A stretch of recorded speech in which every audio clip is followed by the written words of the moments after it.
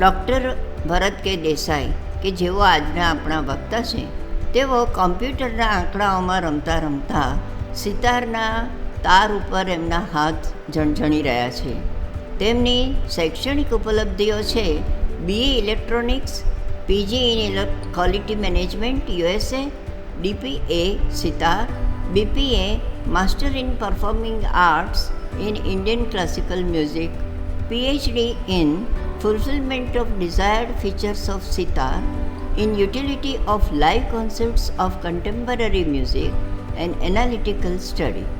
એમના લેખિત પુસ્તકો છે કમ્પ્યુટર હાર્ડવેર, ભરતાર વિશિષ્ટ ભાવિ સિતાર, સૌંદર્યશાસ્ત્ર સંગીતના પરિબળમાં, સૌંદર્યશાસ્ત્ર સંગીતના સંદર્ભમાં. વ્યાવસાયિક રૂપે તેઓ કાર્યરત છે. કંપની કે જે 27 વર્ષથી IT ઉદ્યોગમાં છે તેમના ડિરેક્ટર છે. હોમ થિયેટર, ઓડિટોરિયમ અને થિયેટર બનાવતી કંપનીમાં તેઓ સલાહકાર છે.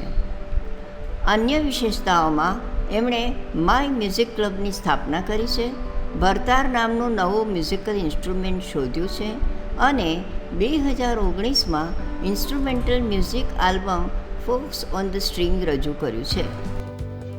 નમસ્તે અને વેલકમ તમામ મિત્રો. એક વસ્તુ વ્યાખ્યાન શરૂ કરતા પહેલા એક વસ્તુ કહેવા માંગીશ. પહેલું પુસ્તક અને બીજું પુસ્તક મેં મારું અંગ્રેજીમાં લખ્યું હતું. જ્યારે ત્રીજું પુસ્તક મેં ગુજરાતીમાં લખવાનું વિચાર્યું ત્યારે સૌ પ્રથમ સવાલ મને એ આવ્યો કે ગુજરાતી કેટલા લોકો વાંચશે અને કેટલા લોકો સાંભળશે. સૌથી પહેલો સવાલ એ જ હતો. પણ એ પુસ્તક હજી તો પ્રકાશિત થાય એ પહેલાં મને કૌશલભાઈ, અલકાબેન, કોકેલા આંટી અને રિંકીની મદદથી જે આમંત્રણ મળ્યું ત્યારથી મને લાગ્યું કે નહીં, આજે મારો વિચાર હતો કે ગુજરાતી સાહિત્ય વિશે આપણે કંઈક લખીએ. ઇન્સ્ટેડ ઓફ મેકિંગ બીજા કોઈની ભાષાને આપણે સમૃદ્ધ કરીએ, એના કરતાં આપણી પોતાની માતૃભાષાને સમૃદ્ધ કરીએ અને એનાથી આપણને વિશેષ લાભ થશે. તો એનો આજે મને બહુ આનંદ થયો કે મને એ પુસ્તક પ્રકાશિત થતાં પહેલાં જ આવો મોકો મળ્યો. એના આપ સૌનો આભારી છું. સેકન્ડ વસ્તુ, આ જે વિષય આપણે આજે સિલેક્ટ કરેલો છે એ વિષય ભારતીય સંસ્કૃતિ પરનો છે. હવે ભારતીય સંસ્કૃતિ પર આ જ વસ્તુ પર વ્યાખ્યાન મેં જ્યારે અંગ્રેજીમાં આપ્યું ત્યારે એનો અનુભવ કંઈક જુદો હતો. સપોઝ તમારે એક વસ્તુ જેને આપણે ઇંગ્લિશમાં ચપાટી કહીએ છીએ, તો એને ગુજરાતીમાં આપણે રોટલી કહીએ, ભાખરી કહીએ, ઢેબરું કહીએ, ફુલકા કહીએ, તમે ખાખરા કહીએ, બધી બહુ વસ્તુ અનેક રૂપે કહી શક્યા. અને એને જો તમે ઇંગ્લિશમાં વર્ણવવા જાઓ તો એને તમે ચપાટી કહીને છોડી દેશો. તેનું જે એક્ઝેક્ટ તમારે જેનું મહત્વ, વેટેજ કે જે સમજ આપવાની છે એ આપી નથી શકાતી. આજે જે હું વિષય લઈને બેઠો છે એમાં અમુક શબ્દો લગભગ 2000થી 2500 વર્ષ જૂના છે. તો જ્યારે આ વસ્તુ મને ગુજરાતીમાં રજૂ કરવા મળે તો મને વિશેષ આનંદ થશે. આજના આપણા વિષયની ચર્ચા કરીએ તો ભારતીય સંસ્કૃતિમાં સંગીતનો અર્થ અને તેની શ્રેષ્ઠતા. તો પહેલા સંગીત, બહુ સંક્ષિપ્તમાં વન લાઇનર એની ડેફિનેશન જે લોકો સમજે છે. સંગીત એટલે શું? તો સંગીત એટલે જે તમારા મનને આનંદ આપે અને ચિત્તને પ્રસન્ન કરે તે સંગીત. આ સંગીત અત્યારે બધા વિવિધ કન્ટ્રીમાંથી લોકો બેઠેલા છે, તો એ સંગીત અમેરિકન મ્યુઝિક હોઈ શકે, યુરોપિયન મ્યુઝિક હોઈ શકે, જાપાનીઝ હોઈ શકે, ચીનનું હોઈ શકે, ફોક હોઈ શકે, ગરબા હોઈ શકે, ઠુમરી હોઈ શકે, ટપ્પા હોઈ શકે, ભજન હોઈ શકે, ચૈતી હોઈ શકે, કોઈ પણ પ્રકારનું મ્યુઝિક હોય જે આપણને આનંદ આપી શકે છે એ આપણા માટે સંગીત છે. આ એની વન લાઇનર ડેફિનેશન. હવે બીજો વિચાર તમને એમ આવશે કે જ્યારે તમે આ સંગીત વિશે બોલવા જઈ રહ્યા છો તો ભારતીય સંસ્કૃતિ આગળ એ શબ્દ લગાડવા માટેનું પ્રયોજન શું છે? તો ભારતીય સંસ્કૃતિ શબ્દ એટલા માટે લગાડવામાં આવે છે કે એકચ્યુઅલી સંગીતનો ઉદ્ભવ માનવ જાતિનો જેમ જેમ વિકાસ થયો તેમ તેમ થતો ગયો અને માનવીના વિકાસ અને એના સંગીત પર એના દરેક કલ્ચરની બહુ જ ઊંડી છાપ પડેલી હોય છે. અને જે મેઇન જૂની આપણે સંસ્કૃતિ જોઈએ તો જેવી રીતે ભારતીય સંસ્કૃતિ છે તેવી રીતે એક મિસરની સંસ્કૃતિ છે, તેવી જ રીતે ગ્રીસની પણ સંસ્કૃતિ છે. ગ્રીસની સંસ્કૃતિની અસર યુરોપ પર હોઈ શકે, એવી રીતે ચીનની પણ સંસ્કૃતિ છે. આ બધી અલગ અલગ સંસ્કૃતિઓમાં સંગીતનો અર્થ અલગ અલગ રીતે કરવામાં આવે છે. તો જ્યારે આપણે એવું મથાળું બાંધ્યું છે કે ભારતીય સંસ્કૃતિમાં સંગીતનો અર્થ એટલે કે સંગીતનો અર્થ ભારતીય વિઝનથી, ભારતીય પરસેપ્શનથી શું છે એ કહેવા આપણે જઈ રહ્યા છે. અલગ અલગ સંસ્કૃતિમાં એનો મિનિંગ, એનો અર્થ લોકો અલગ અલગ કરી શકે છે. Today we will limit our topic only for Indian culture, અને એ શ્રેષ્ઠ છે તો કેમ છે તેની પર આપણે ચર્ચા કરીશું. હવે આ ચર્ચા કરતા પહેલા આપણે સંગીત શબ્દ વિશે થોડીક એનો ઇતિહાસ જાણીએ, એની વ્યુત્પત્તિ જઈએ, અને ત્યાર પછી એનો અર્થ અને એની શ્રેષ્ઠતા સમજવાનો પ્રયત્ન કરીશું. તો સૌથી પહેલા આપણે જોઈએ કે સંગીત એ શબ્દ કેટલો જૂનો છે, એ ક્યારથી ચલણમાં આવ્યો. તો આપણે સંગીતને લગતા સાહિત્ય જો વાંચીશું તો આપણને ખ્યાલ આવશે કે સંગીતનું સૌથી જૂનામાં જૂનું કોઈ પુસ્તક હોય તે ભરતનું નાટ્યશાસ્ત્ર છે. આ ભરતનું નાટ્યશાસ્ત્ર ઈસવીસન પૂર્વે 200 થી 400 સાલમાં આ પુસ્તક લખવામાં આવ્યું હતું. હવે આ પુસ્તક અત્યારે પણ એટલું જ પ્રચલિત છે અને અત્યારે પણ એને ઓથેન્ટિક માનવામાં આવે છે. એ સમગ્ર વિશ્વ લખવામાં આવ્યું છે. એ પુસ્તકની અંદર સંગીત વિષય, જેને આપણે આજની તારીખમાં જેને સંગીત કહીએ છીએ, એના વિશે એ જમાનામાં ગાંધર્વ શબ્દ વાપરવામાં આવતો હતો.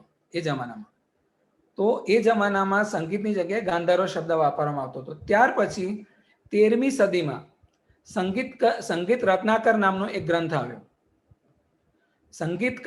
સંગીત રત્નાકર નામનો જે ગ્રંથ આવ્યો એની અંદર સૌ પ્રથમ ગીત શબ્દનો ઉલ્લેખ આવ્યો. અને ભારત નાટ્યશાસ્ત્ર અને સંગીત રત્નાકર એ બેની વચ્ચે વાત્સાયને એક પુસ્તક લખ્યું હતું, કામસૂત્ર. અને એની અંદર જે 64 કળાઓનો ઉલ્લેખ કર્યો છે એણે, એ 64 કળાઓમાં એક કળા ગીત તરીકે એને લખેલી છે. એક કળાને એને ગીત તરીકે લખેલી છે. તો ભરતના નાટ્યશાસ્ત્રમાં ક્યાંય સંગીત શબ્દનો ઉલ્લેખ નથી, પણ વાત્સાયનમાં ગીતનો ઉલ્લેખ છે, સંગીતનો ઉલ્લેખ નથી. પણ ત્યારબાદ 13મી સદીમાં સંગીત રત્નાકર નામનો જે ગ્રંથ આવ્યો એની અંદર એનો ગીતનો ઉલ્લેખ કરવામાં આવ્યો અને એવું કહેવામાં આવ્યું ગીતમ વાદ્યમ તથા નૃત્યમ ત્રયમ સંગીતમ ઉચ્યતે. એટલે કે ગીત, વાદ્ય અને નૃત્યના સંયોગથી સંગીત બને છે. ગીત એટલે જે સિંગિંગ આપણે કરીએ છીએ, ગાઈએ છીએ તે. વાદ્ય મીન્સ ઇન્સ્ટ્રુમેન્ટલ મ્યુઝિક અને નૃત્ય મીન્સ ડાન્સ. આ ત્રણના સંયોગથી સંગીત બને છે એવી સૌ પ્રથમ પરિભાષા સંગીતની આપવામાં આવી. ત્યારબાદ એક ગ્રંથ આવ્યો, સંગીત રાજ નામનો ગ્રંથ આવ્યો. તેમાં ગીત શબ્દનો 5 વાર ઉલ્લેખ આવ્યો અને સંગીત શબ્દનો 1 વાર ઉલ્લેખ થયો. અહીં તમે નોટિસ કરો કે સંગીત રત્નાકરમાં ગીત શબ્દનો ઉલ્લેખ આવ્યો પણ સંગીત શબ્દનો ઉલ્લેખ આવ્યો નથી. પરંતુ સંગીત રાજમાં સંગીત શબ્દ એક વખત સૌ પ્રથમ વખત પ્રયોજાયો. એ શબ્દ 13મી સદીથી 14મી સદી, 15મી સદીને ધીરે ધીરે એ પ્રચલનમાં વધતો ગયો અને આજની તારીખમાં આપણે જે સંગીત શબ્દનો ઉપયોગ કરીએ છીએ એ બેઝિકલી એને આપણે ગાયન, વાદન અને નૃત્ય સાથે સાંકળીને કરીએ છીએ. હવે બહુધા જ્યારે ફોરેનમાં પણ સંગીત વિશે જે શબ્દ વપરાય છે કે આપણે ઇન્ડિયન કલ્ચરમાં પણ સંગીતને આપણે બેઝિકલી મ્યુઝિકની જેમ આપણે ઓળખતા હોય છે, મ્યુઝિક શબ્દથી. તો આ જે મ્યુઝિક શબ્દ જે છે એ શબ્દ ગ્રીક વર્ડ મ્યુઝ પરથી આવેલો છે, મ્યુઝ. અને ગ્રીસની અંદર ગ્રીક ભાષામાં મ્યુઝનો મિનિંગ થાય છે ઇન્દ્રિયોથી સંબંધિત. ઇન્દ્રિયો મીન્સ સેન્સીસ. ભગવાને જે આપણને 5 ઇન્દ્રિયો આપી છે, સેન્સીસ આપી છે, એને લગતી જે બી મેટર્સ છે, બધી જે વસ્તુઓ છે એના માટે મ્યુઝ શબ્દ વપરાતો હતો. અને ત્યાર પછી એના પરથી સમગ્ર વિશ્વમાં જે એક શબ્દ ચલણમાં આવ્યો એ મ્યુઝિક છે, જે ભારતીય સંસ્કૃતિમાં વપરાતો જે શબ્દ સંગીત છે તેનો પર્યાય છે. તો આ એક બેઝિક એની ડેફિનેશન થઈ કે આપણે સંગીત માટે શું કહીએ છીએ. હવે સંગીત જે શબ્દ છે એ 13મી સદીથી ઉદ્ભવ્યો એ વસ્તુ બરાબર છે, પણ એની કોઈ પણ શબ્દ બનવા પાછળનું કોઈક પ્રયોજન, કોઈક રીતિ, કોઈક નીતિ તો હશે જ. તો એ આપણે જોઈએ કે ભારતીય સંગીતમાં શબ્દ ક્યાંથી આવ્યો. તો અત્યારે આપણે ગુજરાતી સાહિત્ય ફોરમના બેનર અત્યારે જે વાત કરી રહ્યા છે ગુજરાતીમાં વાત કરી રહ્યા છે. ગુજરાતીમાં આપણે સંગીત કહીએ છીએ શબ્દ, એ જ સંગીત એકચ્યુઅલી સંસ્કૃતમાંથી આવેલો છે. ગુજરાતી આપણી માતૃભાષા છે, પણ એ બધાની માતૃ કોણ છે તો કે સંસ્કૃત છે. સંસ્કૃતમાંથી જ આ શબ્દ ગુજરાતીમાં આવેલો છે. અને સંસ્કૃતમાં સંગીત શબ્દની ઉત્પત્તિ જે થઈ છે એ મેં થોડી સ્ક્રીન પર તમને સ્લાઇડમાં જોઈ શકો છો સારી રીતે, કે જે ગઈ ધાતુ છે એની અંદર કત પ્રત્યય લાગ્યો છે અને એનાથી ગીત શબ્દ બન્યો છે. એટલે સરળ ભાષામાં સમજવું હોય તો ગઈ પ્લસ કત ઇઝ ઇક્વલ ટુ ગીત. ગઈ અને કતના સંયોગથી ગીત શબ્દ વપરાયો. હવે હવે તમે જુઓ કે ગીત શબ્દનો મિનિંગ શું છે, જે તમે ગાઓ છો સારી રીતે તેને આપણે ગીત કહીએ છીએ. હવે એની આગળ એક સમ, ગીત શબ્દની આગળ સમ શબ્દનો એક આગળ આપણે ઉપસર્ગ લગાવ્યો, એટલે સમ વત્તા ગીત, એટલે કે સમ વત્તા ગે વત્તા કત ઇઝ ઇક્વલ ટુ સંગીત. સમ વત્તા ગીત એનો અર્થ થશે સંગીત.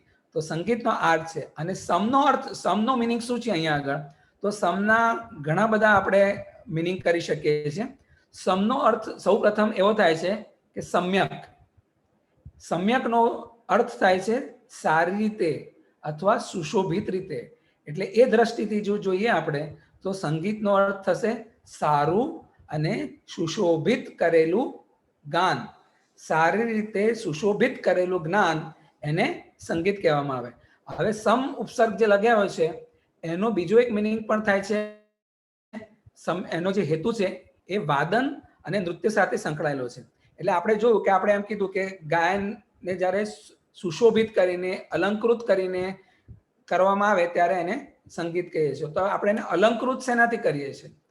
તો જે ગાયન છે એને આપણે અલંકૃત કરીએ છીએ વાદ્યથી, એટલે કે ઇન્સ્ટ્રુમેન્ટલ મ્યુઝિકથી, અને નૃત્યથી એટલે કે ડાન્સથી.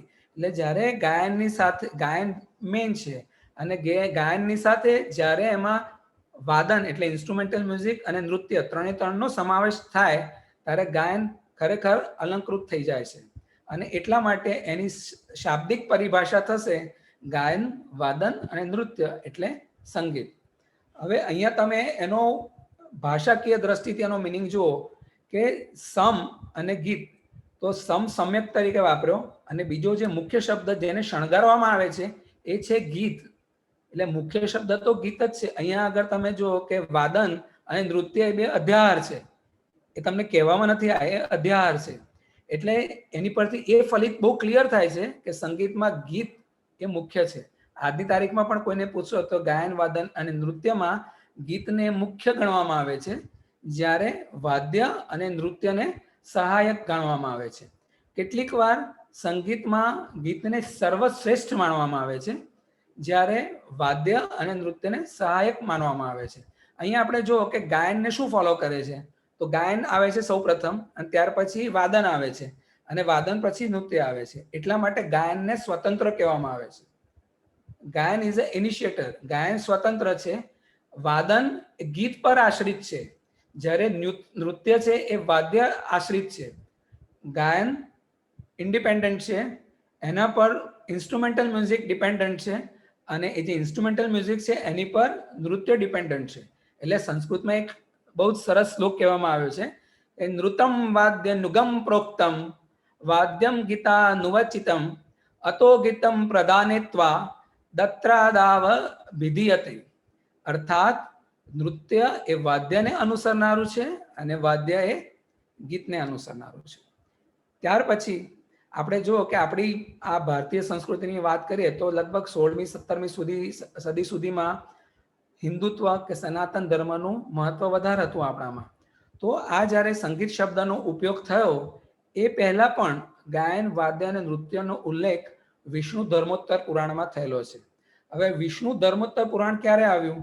સૌથી પહેલા વેદ આવ્યા, પછી વેદાંત આવ્યા, ઉપનિષદો આવ્યા, અને એ જ સમયગાળાની આસપાસ વિષ્ણુ ધર્મોત્તર પુરાણ આવ્યું હશે.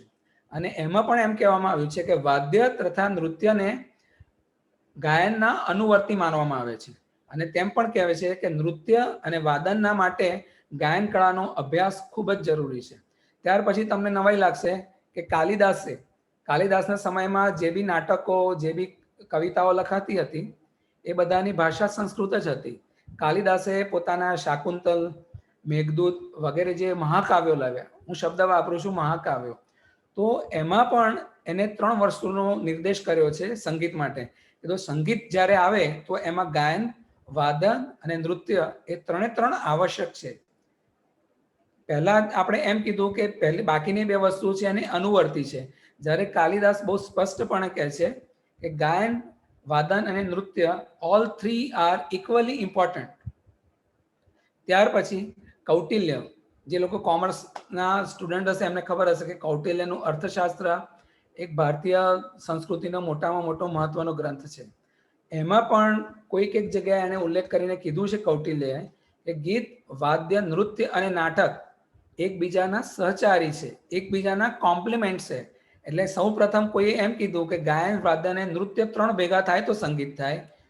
કાલિદાસે ત્રણેયને ઇક્વલ ઇમ્પોર્ટન્સ આપ્યું. એક શ્લોકમાં ગાયન વધારાનું ઇમ્પોર્ટન્ટ કીધું, બાકીના બેને સબોર્ડિનેટ્સ ગણાવ્યા. અને અર્થશાસ્ત્રમાં તો નાટકને પણ એ લોકો ઇન્ક્લુડ કરી દીધું અને ચારે એકબીજાના કોમ્પ્લિમેન્ટરી છે એમ કહેવામાં આવ્યું. હવે બીજો એક આપણે શ્લોક જોઈએ. કદાચ સંગીતના કોઈ પણ ડાન્સ ક્લાસમાં તમે જાઓ કે કોઈ સંગીતની શાળામાં જાઓ તો આ શ્લોક તમને વારંવાર વાંચવા મળશે. અને એ છે દેવાદિનમ જગત સર્વ મંત્રાધીનાય દેવતા.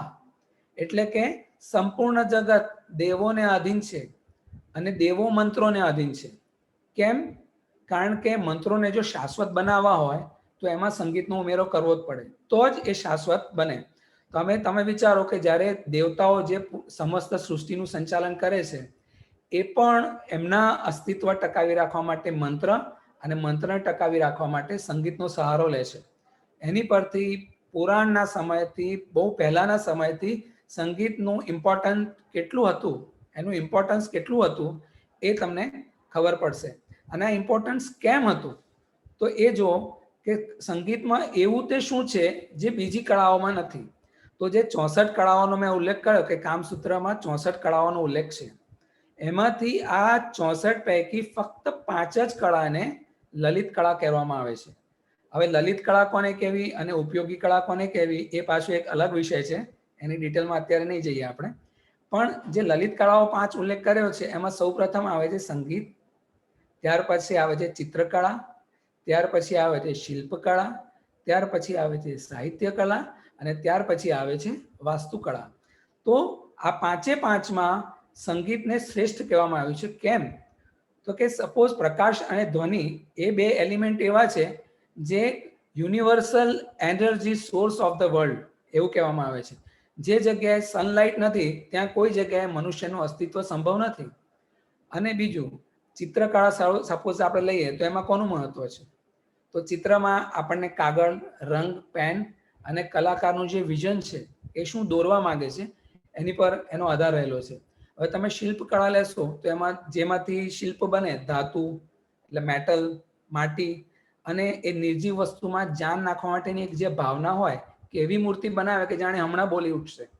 તો એમાં જે જાન રેડવાની પ્રક્રિયા છે, ભાવ નાખવાની જે પ્રક્રિયા છે એનું મહત્વ છે. પણ સંગીતમાં તો તમે જો આવું કંઈ છે જ નહીં. સંગીતમાં શું છે? એક શૂન્યાવકાશ છે, એક હવા છે અને એની પર હવાની અંદર ધ્વનિનું નિર્માણ કરીને સંગીતનું ઉત્પત્તિ કરવામાં આવે છે. તો સંગીતનો મૂળ આધાર ધ્વનિનો છે અને એ ધ્વનિ જે પોતે ચૈતન્યશીલ છે. એટલા માટે સંગીત કળા એ પોતે પણ ચૈતન્યશીલ છે. અને આ this makes it different than other fine arts. Fine arts એટલે લલિત કળાઓ. એટલે ફાઇન આર્ટ્સમાં જે 5 કળાઓ મેં કહી એમાં સંગીત is different than all of this because of this reason. બીજું તમે જુઓ કે ચિત્રકળા અને શિલ્પકળા છે એ મૌન છે, એમાંથી કશો અવાજ નથી આવતો. મૌન રહીને તમને આનંદ આપે છે. અને શેનો આનંદ આપે છે?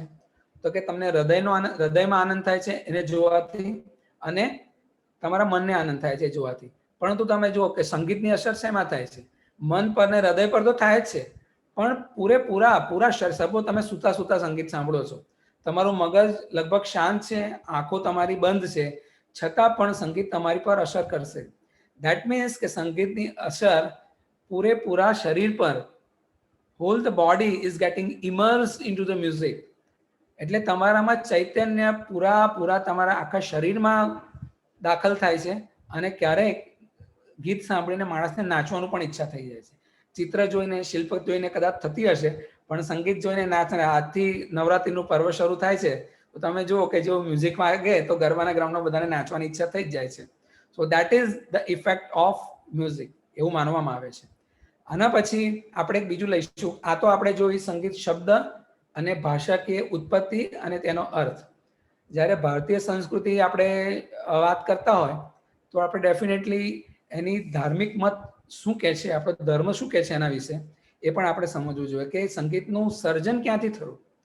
તો સંગીતનું સર્જન સનાતન ધર્મ પ્રમાણે, ખાલી સનાતન ધર્મમાં સંગીતની ઉત્પત્તિ દર્શાવેલી છે એવું નથી. મુસ્લિમ ધર્મમાં પણ દર્શાવેલી છે, ઈસાઈ ધર્મમાં પણ દર્શાવેલી છે કે સંગીતની ઉત્પત્તિ કેવી રીતે થઈ. પણ અહીં આપણે ખાલી સનાતન ધર્મની વાત કરીશું, કારણ કે આ બધો બહુ ડિટેલ સબ્જેક્ટ છે, એટલે આપણે બીજે કાંઈ ડાયવર્ટ નથી થવું. એટલે ખાલી સનાતન ધર્મની આપણે વાત કરીએ તો સનાતન ધર્મમાં એવું કહેવામાં આવે છે કે સનાતન ધર્મમાં સંગીત બ્રહ્માએ કરેલું સર્જન છે. હવે આપણને ખબર છે કે બ્રહ્માએ 4 વેદોનું સર્જન કર્યું હતું: અથર્વવેદ, ઋગ્વેદ, સામવેદ અને યજુર્વેદ. અને એમના દ્વારા 5મું સંગીતનું પણ સર્જન કરવામાં આવ્યું. એટલે એમ કહેવામાં આવે છે સંગીત એ 5મું વેદ જ છે. સંગીતને 5મા વેદ તરીકે કન્સિડર કરવામાં આવે છે. હવે બ્રહ્માએ આ જે સંગીતનું સર્જન કર્યું, એ સર્જન એમને ભગવાન શિવને આપ્યું. જે લોકો નૃત્ય કળામાં ભરતનાટ્યમ જે શીખે છે એમને ખબર છે કે શિવનું મહત્વ ડાન્સમાં અને સંગીતમાં કેટલું છે. તો બ્રહ્મા પાસેથી આ વિદ્યા શિવ પાસે ગઈ. શિવે આ કળા, ભગવાન શિવે આ કળા માતા સરસ્વતીને આપી. સરસ્વતી પણ જો વીણાનું વાદન કરે છે, હંમેશા તમને એની સાથે જોવા મળશે. ત્યાર પછી સરસ્વતીએ આ વિદ્યા નારદને આપી, અને નારદે આ વિદ્યા ગાંધર્વોને, કિન્નરોને અને અપ્સરાઓને આપી. અને ત્યાંથી આ કળા ભરત દ્વારા પૃથ્વી પર આવી એવું માનવામાં આવે છે. અને ભરતને એટલા માટે પૃથ્વી પરનો સૌ પ્રથમ સંગીતજ્ઞ માનવામાં આવે છે. હવે અહીંયા જે ભરતની વાત થાય છે એ ભરત જે તમારી સામે છે એ નથી. રામનો ભાઈ જે ભરત છે એ પણ નથી. એક જળ ભરત હતો એ પણ નથી. અને શકુંતલાનો દીકરો જેની પરથી ભારત દેશનું નામ, ભરત પરથી ભારત દેશનું નામ પડ્યું, એ પણ નથી. આ પૃથ્વી પરનો જે સૌ પ્રથમ સંગીતજ્ઞ હતો એનું નામ પણ ભરત હતું. તો આવી એક માન્યતા પ્રવર્તે છે. એના સાયન્ટિફિકલ ફેક્ટ્સમાં આપણે નહીં જઈએ, પણ જસ્ટ ફોર અવર નોલેજ, સાહિત્યિક દ્રષ્ટિથી આ એક સ્લાઇડ મેં મૂકેલી છે અહીંયા આગળ. આપણા ધર્મમાં આગળ જેમ જેમ એની શિષ્ટતા વધતી ગઈ સમાજમાં, એમ આજની તારીખમાં શું માનવામાં આવે છે? તો એમ માનવામાં આવે છે કે સંગીત એ કોઈ સાધના નથી, પણ સાધ્ય છે. It self is a target. કર્મ નહીં પણ યોગ છે. સંગીતને બધા બહુ લોકોએ કહ્યું છે કે સંગીત પોતે જ એક યોગ છે. તમે તારે સંગીતનું તમે સેવન કરતા હોય ત્યારે તમે પોતે યોગી તરીકે જ કામ કરો છો. એટલે સંગીત એ કોઈ સાધના નથી પણ સાધ્ય છે. કર્મ નહીં પણ યોગ છે. સદેહે જીવન મુક્તિ અપાવે અને સાયુજ્ય પ્રાપ્તિ કરાવે, તથા જીવને શિવમાં સ્થાપિત કરે એવી એક કળા છે. એટલે જીવતે જીવ તમને ખૂબ આનંદ આપી શકે એવી વસ્તુ છે. આનો મિનિંગ શું થયો? ત્યારબાદ માણસના મૃત્યુ પછી એને સ્વર્ગ આપે છે એવું માનવામાં આવે છે કે જીવતે જીવ પણ તમને સ્વર્ગનો અનુભવ કરાવે છે, અને મૃત્યુ પછી પણ એ તમને સ્વર્ગમાં લઈ જાય છે. એટલે કદાચ એવું કહી શકાય કે LICની પોલિસીની એડમાં આવે છે ને, જિંદગી કે સાથ ભી જિંદગી કે બાદ ભી. તો સંગીત એવી રીતનું કંઈક કહેવા જઈ રહ્યું છે. આગળ જતા એમ કહે છે કે અમૂર્તમાંથી મૂર્ત. સંગીતનું કોઈ રૂપ નથી, ભગવાનનું પણ કોઈ રૂપ નથી. તમે ઈચ્છો એ વ્યક્તિમાં, ઈચ્છો એ પદાર્થમાં ભગવાનને તમે કલ્પી શકો છો. એટલે એની કોઈ મૂર્તિ નથી. એટલે અમૂર્તમાંથી મૂર્ત, જેનો કોઈ આકાર નથી, એ નિરાકારમાંથી સાકાર, અને જેનો કોઈ ગુણ નથી, એટલે કે નિર્ગુણ પણ નથી અને સગુણ પણ નથી. તમે પાણી જેવું, જેવો કલર મેળવો એવો એનો કલર થઈ જાય. એટલે નિર્ગુણનું સગુણમાં નિરૂપણ કરવું તે જ સંગીત કળા છે. ઇવન ભગવાન કૃષ્ણએ ગીતામાં પણ એમ કીધું છે કે વેદાનામ સામવેદોસ્મિ. એટલે જે 4 વેદ છે તે પૈકીનો જે સામવેદ છે એ હું છું. એ સામવેદ પોતે હું છું, જેમાં અનેક શ્લોકો, યજ્ઞો વગેરેની પ્રક્રિયાઓ વગેરે બધું જે સમજાવેલું છે એ બધું છંદ સ્વરૂપે, સંગીતના સ્વરૂપે બધું જ લખેલું છે. અને એ જે ગ્રંથ છે એ સામવેદ છે. એટલા માટે ભગવાન કૃષ્ણએ પણ કીધું છે કે વેદાનામ સામવેદોસ્મિ. અને ભગવાન વિષ્ણુએ પણ કીધું છે કે નાહમ વસામી વૈકુંઠે યોગીનામ હૃદયેન ચ મદભક્તા યત્ર ગાયંતી તત્ર તિષ્ઠામિ નારદ. એટલે શું? એટલે હે નારદ, હું વૈકુંઠ એટલે કૈલાસમાં પણ નથી રહેતો, હું યોગીઓના હૃદયમાં પણ નથી રહેતો, પણ જ્યાં મારા ભક્તો સંગીતનું ગાન કરે છે ત્યાં હું રહું છું. આની પરથી તમને ખ્યાલ આવશે કે સંગીતનું કેટલું ઇમ્પોર્ટન્સ ગણવામાં આવ્યું છે. તમે જુઓ અહીંયા કે સંગીત આવ્યું ક્યાંથી? કે સ્વર્ગમાંથી આવ્યું. હવે દુનિયાની સૌથી સારામાં સારી, બધાને મૃત્યુ પછી ક્યાં જવું છે? બધાને સ્વર્ગમાં જવું છે. અને ત્યાંથી જે વસ્તુ આવે એ વસ્તુ કેટલી ઇમ્પોર્ટન્ટ થઈ. એઝ ફોર એક્ઝામ્પલ, સપોઝ કે કાલે કોરોનાની રસી શોધાઈ જશે, તો સૌથી પહેલા ક્યાં આવશે? અમેરિકામાં આવશે, અને અમેરિકા પછી બાકીના દેશોમાં જશે. એ બહુ ક્લિયર છે. તો એની પરથી તમે સમજી શકો છો કે સંગીતનું ઇમ્પોર્ટન્સ કેટલું હશે, કે પહેલા એ સ્વર્ગમાં હતું અને ત્યાર પછી પ્રસાદી રૂપે આપણને મળ્યું. એના આગળ બીજું એક એના માટે એવું પણ કહેવાય છે કે સંગીત દુનિયાની સૌથી ઓછા મૂળાક્ષરો વાળી ભાષા છે. હવે અહીંયા બધા સંગીત સાહિત્યના ફોરમના બધા રસિકો બેઠેલા છે, પણ છતાંય મને એક સવાલ પૂછવા દો. હું પહેલા એમ પૂછીશ કે અંગ્રેજીમાં કેટલા આલ્ફાબેટ છે? તો બધાને ખબર હશે, 26. હવે હું એમ પૂછું કે ગુજરાતીમાં કેટલા આલ્ફાબેટ છે, કેટલા મૂળાક્ષરો છે? તો કદાચ 10 થી 20% લોકોને જ ખબર હશે, બરાબર, કારણ કે ઘણા મૂળાક્ષરો છે. પણ સંગીત વિશે હું પૂછું કે એમાં કેટલા મૂળાક્ષરો છે, કેટલા સ્વર છે, તો તરત જ કહેશો કે 7 મૂળાક્ષરો છે. હવે જ્યારે અંગ્રેજીમાં 26, ગુજરાતીમાં આટલા બધા અક્ષરોની મદદથી એક ભાષા તૈયાર થાય છે, જ્યારે સંગીતને તૈયાર કરવા માટે ફક્ત 7 સ્વરની જરૂર પડે છે. એટલા માટે એવું કહેવાય કે સંગીત એ દુનિયાની સૌથી, અને દુનિયા શબ્દ વાપર્યો છે. દુનિયા કેમ વાપર્યો છે? ગુજરાતી લેંગ્વેજ કોઈ રશિયામાં નહીં સમજે, રશિયાની લેંગ્વેજ કોઈ લંડનમાં નહીં સમજે, પણ સંગીત એક એવી ભાષા છે જેને સામેવાળાની ભાષા ખબર નહીં પડતી હોય પણ સંગીતને અનુભવી શકે છે અને એનો આનંદ લઈ શકે છે. That means music is an universal language and the short hand of the emotion. Short hand of emotions એટલા માટે કેવું છે કે તમે જે વસ્તુઓ બધું બહુ 2, 3, 4 પાના ભરીને તમારા ઇમોશન્સ, તમારી લાગણીઓ વ્યક્ત કરો છો, એ જ વસ્તુ સંગીતના માધ્યમથી બહુ ટૂંકા શબ્દોમાં, બહુ ટૂંકી રજૂઆતમાં તમે એને બહુ જ સારી રીતે, અસરકારક રીતે તમે એને રજૂ કરી શકો છો. એટલા માટે એને શોર્ટ હેન્ડ કહેવામાં આવે છે. ભાવોને સંક્ષિપ્તમાં અસરકારક રીતે વ્યક્ત કરવા માટેનું સૌથી સારામાં સારું દુનિયામાં કોઈ જો માધ્યમ હોય તો તેમાં સંગીતની ગણતરી કરવામાં આવે છે.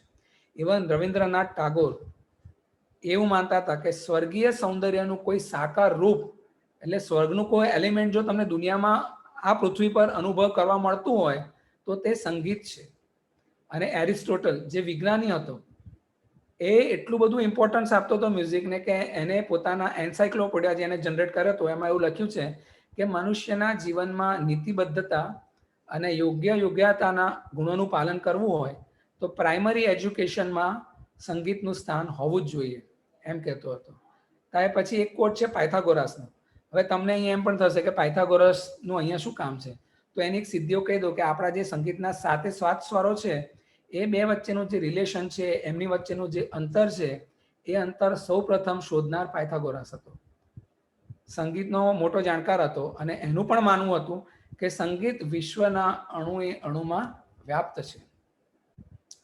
હવે આ કર્યા પછી આપણે એવું જોઈશું કે ભારતીય સંસ્કૃતિમાં where does it stand, what is the importance. આજની તારીખમાં ભારતીય સંસ્કૃતિમાં સંગીતને શું ઇમ્પોર્ટન્ટ આપવામાં આવ્યું છે? તો જેમ મેં કીધું એમ કે ભારતીય સંસ્કૃતિમાં સંગીતને બહુ દિવ્ય સ્વરૂપે જોવામાં આવે છે, એને પાયસ ગણવામાં આવે છે, બહુ જ પવિત્ર રૂપે જોવામાં આવે છે. સૌપ્રથમ તમે જૂના જમાનામાં જોશો કે સંગીતનો ઉપયોગ વધારે ક્યાં થતો હતો? તો સંગીતનો ઉપયોગ નૃત્ય, વાદન કે ગાયન હંમેશા મંદિરોમાં થતું હતું. એને બહુ પવિત્ર માનવામાં આવે છે અને ભગવાનને પામવા માટેનો સૌથી સરળ અને સૌથી ટૂંકો રસ્તો માનવામાં આવે છે. એટલે આપણા સંસ્કૃતિમાં જે 14 વિદ્યાઓ માનવામાં આવેલી છે અને 64 કળાઓ, એ તમામમાં એને અગ્રસ્થાને સંગીતને મૂકવામાં આવે છે. અને જે 64માંથી મેં કહ્યું એમ જે 5 વિદ્યાઓ છે એમાં પણ સંગીત સૌથી શ્રેષ્ઠ માનવામાં આવે છે. હવે શ્રેષ્ઠ એટલા માટે માનવામાં આવે છે કે સંગીત એ શું છે? તો સંગીત એ સ્વરના માધ્યમથી અભિવ્યક્ત થતી કળા છે. It is getting represented with help of sonorous sound, that is music. હવે આપણે જોયું કે માનવ ફક્ત સંગીત માનવમાં જ છે, પ્રાણીઓમાં નથી. આપણે ગધેડાને પણ ખુશ થતો જોઈએ, કૂતરાને પણ જોઈએ, ઘણા પ્રાણીઓ ખુશ થતા જોઈએ. એ લોકો પણ એમની આનંદની અભિવ્યક્તિ તો કરતા જ હોય છે, પણ આનંદની અભિવ્યક્તિ અથવા એ લોકો દુઃખી પણ થતા હોય તો એ લોકો અલગ રીતે એનું એક્સપ્રેશન કરતા હોય છે, પણ એ લોકો ગાઈ નથી શકતા, એમનામાં સંગીત નથી. આપણામાં સંગીત એટલા માટે છે કે આપણામાં કુદરત અને પ્રાણીનું અનુકરણ કરવાની શક્તિ છે. We can emanate the sound from the nature. અને તેને પોતાના કંઠમાં સિદ્ધ કરવાની શક્તિ છે, જે બીજા અન્ય પ્રાણીઓ માટે નથી. અને એટલા જ માટે સપોઝ ભાષા અને સંગીત બેઉ મનુષ્યમાં જ જોવા મળે છે. પ્રાણીઓ ક્યારેય ભાષા નથી બોલતા. એ ખાલી પોતાના અવાજ આપીને તમને હુંકાર આપે છે, પણ એ લોકો ભાષા નથી બોલતા.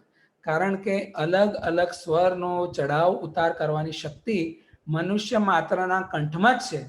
અને એટલા માટે ભાષા અને સંગીત બેઉ એક સાથે પેરેલલ જાય છે. કોઈને એમ થશે કે ભરતભાઈ સંગીતના માણસ છે, સાહિત્યમાં શું કરે છે? પણ તમને એટલું કહી દઉં કે ભાષા અને સંગીત બેઉ એક સાથે પેરેલલ ચાલી રહ્યા છે. કેવી રીતે? મનુષ્ય જ્યારે જન્મ્યો ત્યારે થોડા સમય પછી સામાજિક પ્રાણી હોવાને નાતે એને સૌ પ્રથમ શેની જરૂર પડી? તો એને બોલવાની જરૂર પડી, એને પોતાના ભાવોને વ્યક્ત કરવાની જરૂર પડી. તો એના ભાવો એને શેનાથી વ્યક્ત કરવા? એના માટે સૌ પહેલા ભાષાનો આવિષ્કાર થયો. પોતાના ભાવોની રજૂઆત કરવા માટે ભાષાનો આવિષ્કાર થયો.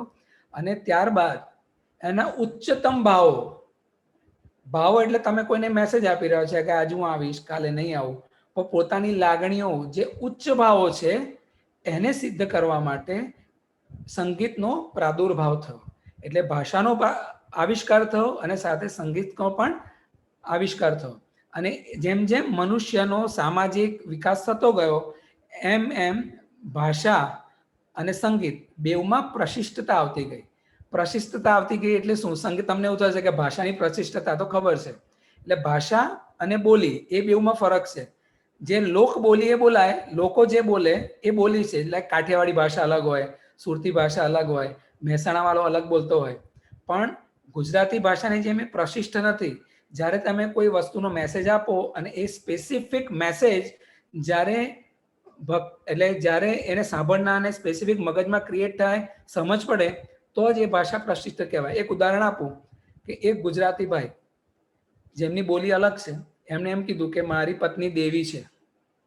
એની પત્ની બહુ સારી હતી એટલે એને કીધું કે મારી પત્ની દેવી છે. તો બીજા એક ભાઈ કાઠિયાવાડી હતા, એમણે એમ કીધું કે મારે પણ પત્ની દેવી છે. એટલે આની પરથી બેઉનો તમે સમજો કે બેઉનો મિનિંગ અલગ અલગ નીકળે છે. એક દેવી એટલે માતાના રૂપે, દેવીના રૂપે કહેવામાં આવે છે, જ્યારે બીજું એમ કહે છે કે મારે પણ દેવી છે, મારે પણ આપી દેવી છે. એટલે આ ભાષાની પ્રશિષ્ટતા નથી. એવી જ પ્રશિષ્ટતા સંગીતની પણ હોય. જ્યારે તમે કોઈ પર્ટિક્યુલર સંગીત વગાડતા હોય તો એનાથી એક પર્ટિક્યુલર ભાવની નિષ્પત્તિ થવી જોઈએ, તો જ એની એ પ્રશિષ્ટતા કહેવાય. તો એ લોક બોલીમાંથી ભાષાનો જન્મ થયો અને જે લોક સંગીત છે, લોક નૃત્ય છે, એમાંથી જે સંગીતનો જન્મ થયો એ છે આપણું ક્લાસિકલ સંગીત. બહુ પ્રશિષ્ટ, જેમાં જેવી રીતે ભાષામાં નિયમો હોય એવી રીતે સંગીતના પણ જે નિયમો, આકારો જે બન્યા કે આ જ પ્રમાણે વગાડવાનું, આ સમયે જ વગાડવાનું, એની પ્રશિષ્ટતા છે, નિયમબદ્ધતા છે. તો એ નિયમબદ્ધતા જેમાં આવી એમાંથી શાસ્ત્રીય સંગીત, ક્લાસિકલ મ્યુઝિકનું સર્જન થયું. એટલે ભાષા અને સંગીત એક બેનો ઉદ્ભવ બેઉનો સાથે જ થયો અને બેઉનો વિકાસ એ બેઉને એકબીજાથી અલગ કરવા બહુ મુશ્કેલ છે, એમ કહેવાનો મારો અહીં જે ભાવાર્થ હતો. આઈ થિંક બધાને એ ક્લિયર થઈ ગયું. હવે ગાંધીજી શું કહેતા હતા? હવે જ્યારે આપણે કોઈ પણ ભારતીય સંસ્કૃતિની વાત કરીએ તો આજની તારીખમાં નોન પોલિટિકલ પર્સન, જેને બધા જ લોકો બિલીવ કરતા હોય જેના કોટ્સ પર, એમાં મહાત્મા ગાંધીએ શું કીધું? તો કે એમણે કીધું કે સંગીતમાં ક્રોધને નિયંત્રણ કરવાની શક્તિ છે અને તેનાથી અપૂર્વ શાંતિ પ્રાપ્ત થાય છે. તમે જો સંગીતના કેટલા જ્ઞાની હતા મહાત્મા ગાંધી, કે એમને દુનિયાને અને દેશને સંદેશ આપવા માટે પોતાનું જે ભજન હતું એ રાગ ખમાજ પર આધારિત સિલેક્ટ કર્યું હતું, જેમાં શબ્દોનું એટલે કે ભાષાનું પણ મહત્વ હતું અને એમાં સંગીતની શાસ્ત્રીયતાનું પણ મહત્વ હતું. એના શબ્દો પણ બધું બહુ કહી ગયા અને એનું સંગીત પણ બહુ બધું કહી ગયું. ત્યાર પછી રવિન્દ્રનાથ બીજી એક ઉક્તિ આપે છે કે દુનિયા મારી સાથે ચિત્રોમાં વાત કરે છે અને મારો આત્મા એનો ઉત્તર સંગીતમાં આપે છે. ઇંગ્લિશમાં પણ અમુક કોટ એવા આપેલા છે, બહુ સરસ છે, અત્યારે રજૂ કરું છું કે as per theory of Indian music has been defined as an art of combining sounds. બીજો એક કોટ છે, music is a fine art which is similar to the art of architecture. આર્કિટેક્ચરને પણ એક આર્ટ્સ જ માનવામાં આવી છે અને એવું કહેવામાં આવ્યું છે કે સંગીત જેવી રીતે કળા છે એવી રીતે આર્કિટેક્ચર પણ એક કળા છે. અને બીજું આગળ કહેવામાં આવ્યું છે કે music has N important aspect of theoretical scientific background and practical presentation. અંતમાં એક મ્યુઝિક વિશે ગુજરાતી વ્યાખ્યાકાર બહાર જ એક પીએચડીના સ્ટુડન્ટે બહુ જ સારો એક ડિફાઇન કરેલા છે પેરેગ્રાફ, અહીંયા રજૂ કરું છું કે what is music. What is મ્યુઝિકમાં એમણે કહ્યું છે કે one can safely say it is a kind of yoga system through the medium of sonorous sound which act upon the human organism and awaken and develop their proper function to the extent of self-realization. The ultimate goal of Hindu philosophy. Hindu ફિલોસોફીમાં મોક્ષ મહત્વનો ગણવામાં આવે છે, તો એના સંદર્ભમાં આ કોઈ લખેલું છે. ત્યાર પછી સંગીતનો અર્થ આપણે સમજી લીધો અહીંયા, અને આપણા આજના સેશનનો જે બીજો પાર્ટ છે કે સંગીતનું શ્રેષ્ઠત્વ શું છે. શ્રેષ્ઠ એટલે બેસ્ટ, ગુડ, બેટર, બેસ્ટ, સૌથી સારું હોય ને બેસ્ટ, એના માટે ગુજરાતીમાં શબ્દ છે શ્રેષ્ઠ. તો એનું શ્રેષ્ઠત્વ શું છે એના વિશે આપણે જાણીશું. ઘણા લોકોએ જ્યારે શાળામાં ભણતા હશો ને ત્યારે સંસ્કૃતમાં એક શ્લોક વાંચેલો હશે. એ શ્લોક બહુ સરળ છે, એને હું ગુજરાતીમાં અહીં રજૂ કરી રહ્યો છું કે સર્વને જાણનાર પાર્વતીના પતિ શંકર ગીત દ્વારા પ્રસન્ન થાય છે. અનંત એવા ગોપીપતિ ભગવાન શ્રી કૃષ્ણ વાંસળીના સૂરને વશ છે. બ્રહ્મા સામદેવના ગીતમાં રચ્યા પચ્યા રહે છે અને સરસ્વતી દેવી વીણા વાદનમાં આસક્ત રહે છે. તો પછી યક્ષ, ગાંધર્વ, દેવ, દાનવ અને માનવનું તો કહેવું જ શું. અહીંયા તમે જુઓ કે importance of music is explain in terms of God, કે ભગવાનના માટે, યક્ષ ને ગાંધર્વ માટે સંગીતનું મ્યુઝિક કેટલું છે ઇમ્પોર્ટન્ટ, એ તમને સમજાવવામાં આવ્યું. ત્યાર પછી આગળ આ શ્લોકમાં આગળ કહેવામાં આવે છે કે પારણામાં સૂતેલું બાળક જેને હજુ સુધી સંગીતના રસનું આસ્વાદન કર્યું નથી, સંગીતનું નહીં, દુનિયાનું કોઈ દુનિયાદારીનું કંઈ ભાન જ નથી, કોઈ જ્ઞાન જ નથી, તે રડતું હોવા છતાં હલરડાના ગીતનું રસપાન કરીને છાનું રહી જાય છે. એટલે સૌ પ્રથમ આપણે જે સૌથી સર્વબુદ્ધિમાન છે એમાં દેવોને ઇમ્પોર્ટન્સ, એની અસર સંગીતની કે છે એ સમજાવ્યું. બીજા વાક્યમાં જે નાદાન બાળક છે એની પર સંગીતની શું અસર થાય છે એ સમજાવ્યું. અને છેલ્લે વનમાં ફરતું અને તણખલા ચરતું, વનમાં ફરતું અને તણખલા ચરતું મૃગનું બચ્ચું શિકારીના સંગીતમાં લોભાઈને જાન નોછાવર કરી દે છે. જૂના સમયમાં શિકારીઓ એ રીતે શિકાર કરતા કે પહેલા મ્યુઝિક વગાડે એટલે બધા હરણ જેવા બધા પ્રાણીઓ ભેગા થઈ જાય, અને પ્રાણીઓ ભેગા થાય એટલે પછી એ લોકો સંગીતમાં મગ્ન થઈ જાય, સમાધિમાં લીન થઈ જાય, એટલે એનો આસાનીથી શિકાર કરી લે. એટલે એના માટે આ લખ્યું છે. સો તસ્ય ગીતસ્ય મહાત્મ્યમ કે પ્રશંસિતુ મિશતે ધર્માર્થ કામ મોક્ષાણા મિદમેવેક સાધનમ. એટલે કે જગતમાં ગીતનું મહાત્મ્યનું વર્ણન કરવાને કોણ શક્તિમાન છે કે જે ધર્મ, અર્થ, કામ અને મોક્ષ બધાને સિદ્ધ કરવા માટેનું એકમાત્ર સાધન છે. એવી રીતે આની શ્રેષ્ઠતા દર્શાવવામાં આવે છે. આની શ્રેષ્ઠતા આગળ દર્શાવતા એમ પણ કહેવામાં આવે કે બીજું એક કારણ કે સંગીતને શ્રેષ્ઠ, આ તો આપણે જૂના સમયમાં જેના માટે શ્લોક કહેવામાં આવતો કે દેવો શું વિચાર, દેવો પર એની શું અસર થાય છે, માનવો પર શું અસર થાય છે અને પ્રાણીઓ પર શું અસર થાય છે. હવે આજના જમાનામાં આપણી પર શું અસર થાય છે એ જોવું હોય તો તમે એવું વિચારો કે દુનિયાનો કયો વિષય એવો છે જેની સાથે સંગીત નથી સંકળાયેલું. તમે જુઓ કે દુનિયાના તમામ વિષયમાં તમારી પાસે નજરિયો જોઈએ, તમારો જોવાનો નજરિયો હોય તો તમે જોઈ શકો છો કે દુનિયાના તમામ વિષય, તમે જે તે ફિલ્ડના માણસ હોય and try to relate your subject with music, you will find at least one smaller nexus in between connecting music and your relevant business subject. તમે જે સબ્જેક્ટમાં તમે કામ કરતા હોય એ સબ્જેક્ટ અને સંગીત વિશે કોઈ પાતળી નેક્સસ જરૂર તમને મળી આવશે. આગળ કહું કેવી રીતે મળી આવશે, તો સપોઝ કે સંગીત છે, એ સંગીતમાં તમારા કયા એલિમેન્ટ આવે છે, તો એની અંદર જે એલિમેન્ટ આવે છે એ એલિમેન્ટ છે, સપોઝ સંગીતમાં એમ કહેવામાં આવે છે કે સંગીતમાં યોગ છે. સંગીતમાં કીધું એમ શબ્દો ના હોય તો તમારું સંગીત ગાયન પૂરું નહીં થાય. દેટ મીન્સ કે એમાં સાહિત્ય પણ છે, સંગીતની અંદર સાહિત્ય પણ છે. સંગીતમાં યોગ છે, સંગીતમાં સાહિત્ય છે. પછી જે તમે સ્વર વગાડો છો સારેગામા પધનિસા, એ દરેક સ્વરની પાછળ ફિઝિક્સ છે, ધ્વનિના તરંગો છે, સાઉન્ડ વેવ્સ છે. ધેટ મીન્સ કે એમાં ફિઝિક્સ છે. આગળ તમે જે સંગીત એટલે શું તો કે સ્વર અને તાલ. તો સ્વર જે છે એની અંદર ફિઝિક્સ છે, એમાં ફ્રીક્વન્સી છે. અને જે તાલ છે એની અંદર શું છે, ગણિત છે. એ ગણિત છે, ગણિતના આંકડાઓની રમત છે. તો સંગીત એ યોગ છે, સાહિત્ય છે, વિજ્ઞાન છે, ગણિત છે, ભૌતિક શાસ્ત્ર છે. અને તમે જુઓ કે સંગીત પર જે તે જગ્યાનું સંગીત હોય એની ભૌગોલિક પરિસ્થિતિ, geographical effect as well as historical effect પણ તમને જોવા મળશે જ. તો એમાં ભૂગોળ પણ છે અને ઇતિહાસ છે. એમાં રસશાસ્ત્ર છે અને માનસશાસ્ત્ર પણ છે. રસશાસ્ત્ર એટલે શું? એસ્થેટિક્સ. હમણાં જ મારું એક પુસ્તક જે પ્રકાશિત થવા જઈ રહ્યું છે, it is on the subject of aesthetics of music. એટલે સંગીત એ પોતે એક રસશાસ્ત્ર છે. There are lot of aesthetics which are relevant with music. અને માનસશાસ્ત્ર એટલે સાયકોલોજી પણ છે. સંગીતમાં આ બધા જ વિષયો છે અને કોઈ ને કોઈ રીતે દુનિયાના તમામ વિષય સાથે એ સંકળાયેલું છે. હવે તમામ લોકોની વાત કરીએ તો સંગીત દુનિયાના તમામ ઉંમરના લોકો સાથે, બાળકનું તો આપણે જોયું, વૃદ્ધોને પણ જોવો છો, યંગસ્ટરને દાંડિયા રમતા પણ તમે જોશો. તે જ રીતે તમે ઇવન કોમામાં રહેલો માણસ હશે ને તો એને પણ સંગીતથી જાગૃત કરવાના પ્રયત્નો કરે છે લોકો.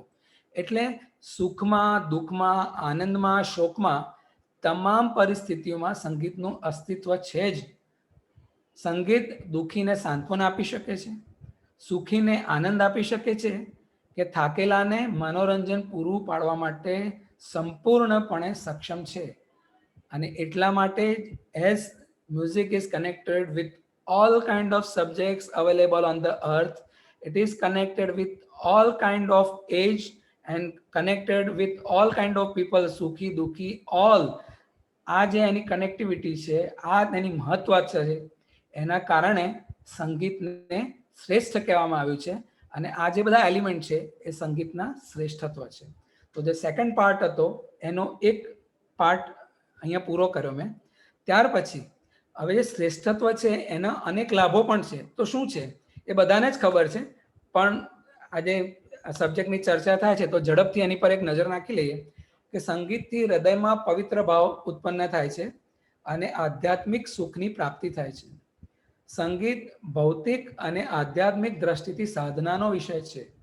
સંગીતથી કામ, ધર્મ, મોક્ષ અને અર્થની પ્રાપ્તિ થાય છે. આગળ જોઈ લીધું આપણે.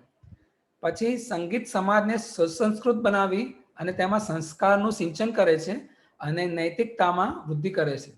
મારું પુસ્તક આજે હમણાં લખ્યું એ મેં કોઈને એને એડિટિંગ માટે આપેલું.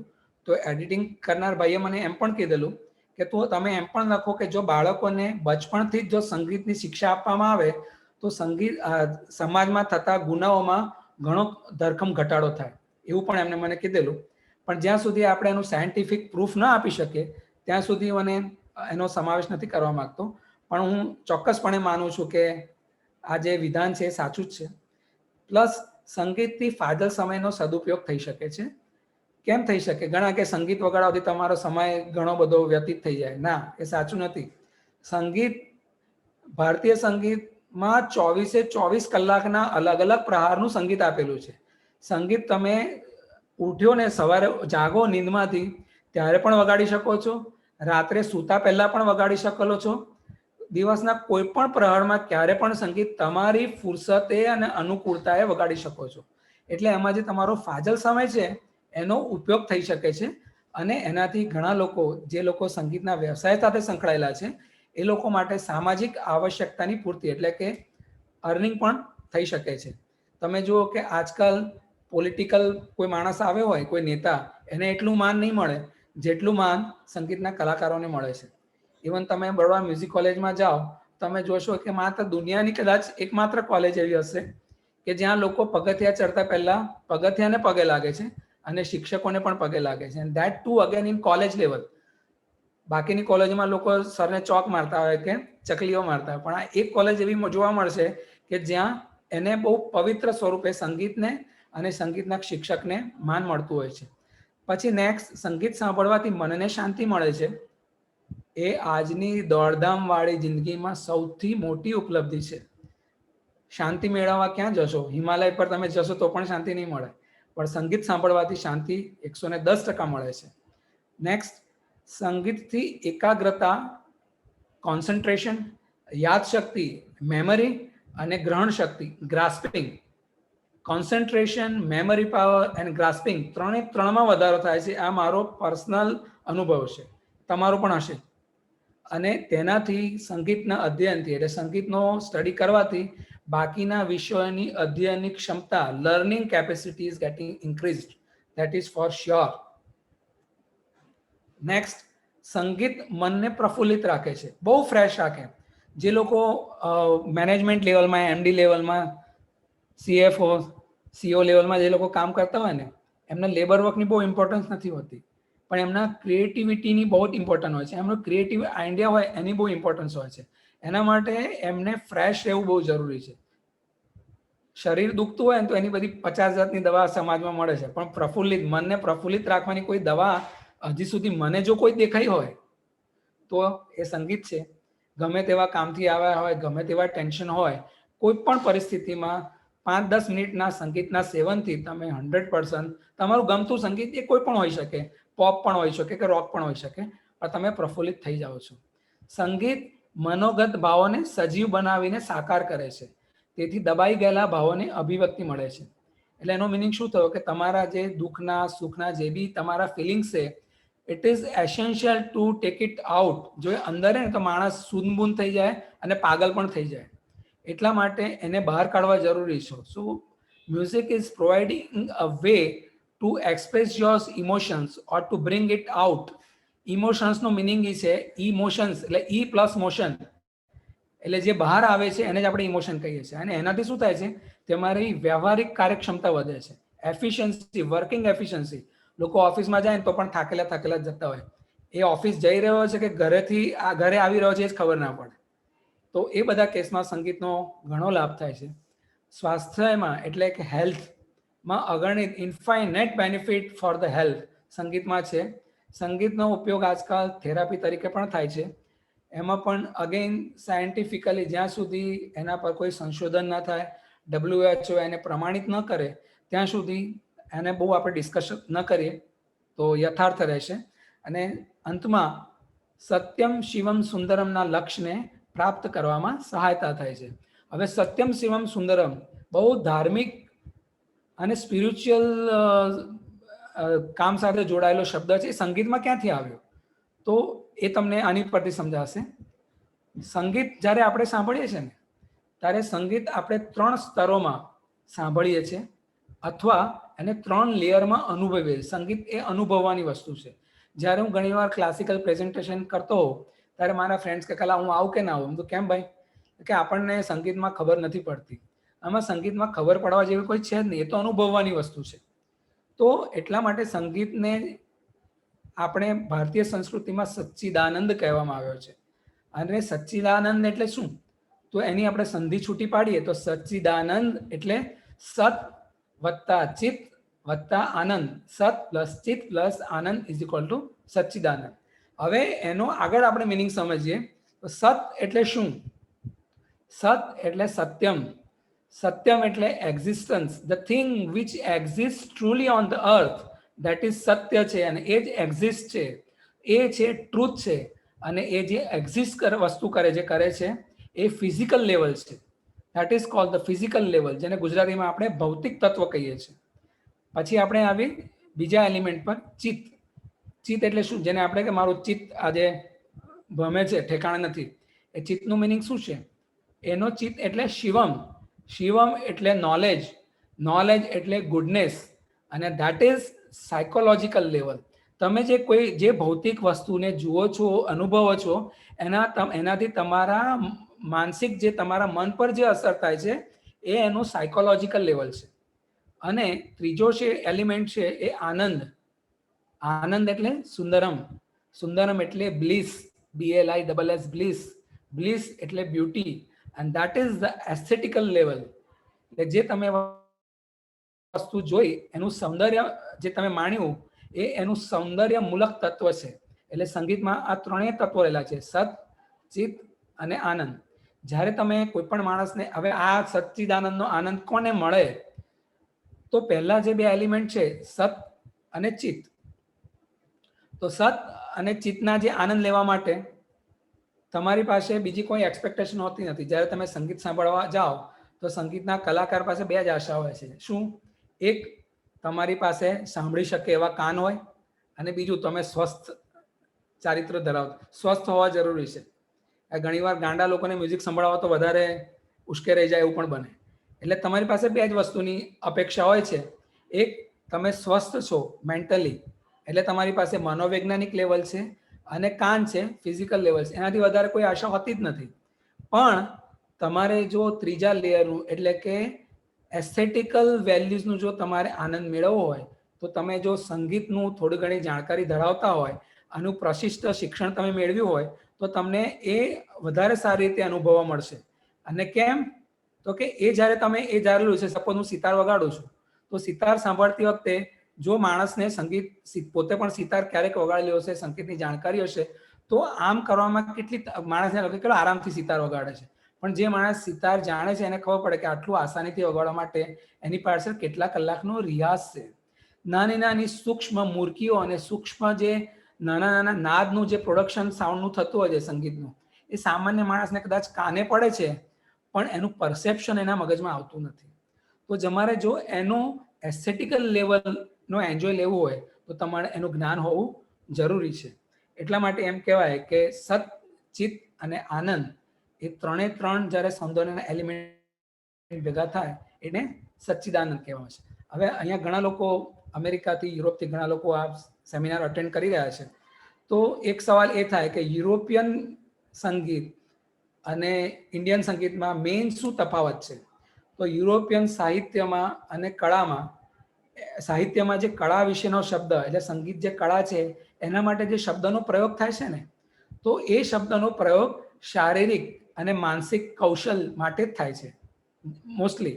એટલે કે ફિઝિકલ અને મેન્ટલ જે સ્કિલ છે એને એક્ઝિબિટ કરવા માટે the word art is getting used. અને ત્યાં આગળ કળા અને વિજ્ઞાન એ બે વચ્ચે પણ તફાવત માનવામાં આવે છે. વિજ્ઞાનમાં જ્ઞાનનું પ્રધાનત્વ હોય છે, નોલેજનું, જ્યારે કળામાં માનવીય કૌશલ્યનું, એટલે હ્યુમન સ્કિલનું વધારે ઇમ્પોર્ટન્ટ હોય છે. અને એટલા માટે યુરોપિયન આર્ટ અને music is bit different, their perception is different than what we feel and what we understand in Indian culture. અને એટલા માટે ભારતીય વિદ્વાનો કળાને, એટલે કે સંગીતને ભોગવિલાસનું સાધન નહીં, પણ પરમાનંદમાં લીન થવાનું સાધન માને છે. કળાની ઉપાસના એ જ સત્યમ શિવમ સુંદરમની ઉપાસના, અને તેથી હિન્દુસ્તાની સંગીતમાં સંગીતને સચ્ચિદાનંદ રૂપે જોવામાં આવે છે. આ આજનું જે ટોટલ સેમિનાર હતો એ લગભગ અહીંયા સમાપ્ત થયો. અને જો હું કન્ક્લુડ કરું નોટમાં, તો પ્રાચીન સમયમાં, એકદમ અતિ પ્રાચીન સમયમાં સંગીતને ગાંધર્વ કળા તરીકે ઓળખાતું હતું. મધ્યયુગમાં ગાયન, વાદન અને નૃત્ય તરીકે ઓળખાતું હતું. અને આજના જમાનામાં સંગીત શબ્દનો બહુધા ઉપયોગ ગાયન અને વાદનના સંદર્ભમાં જ કરવામાં આવે છે. આજકાલ સંગીત એ મનોરંજનનું સાધન જરૂર છે, પણ બીજી બાજુ એ આત્મ સાક્ષાત્કારના માધ્યમથી ઈશ્વરનું સાહિત્ય, એટલે કે નિકટતા પ્રાપ્ત કરવાનો શ્રેયસ્કર માર્ગ છે, એવું ભારતીય સંસ્કૃતિ માને છે. અને ભારતીય સંસ્કૃતિમાં પલેલા ફલેલા કલાકારો અને સંગીતકારો સ્વર એ જ ઈશ્વર છે એમ માને છે. અહીંયા મારું વક્તવ્ય પૂરું કરું છું. બધાને શુભ નવરાત્રિ. આભાર.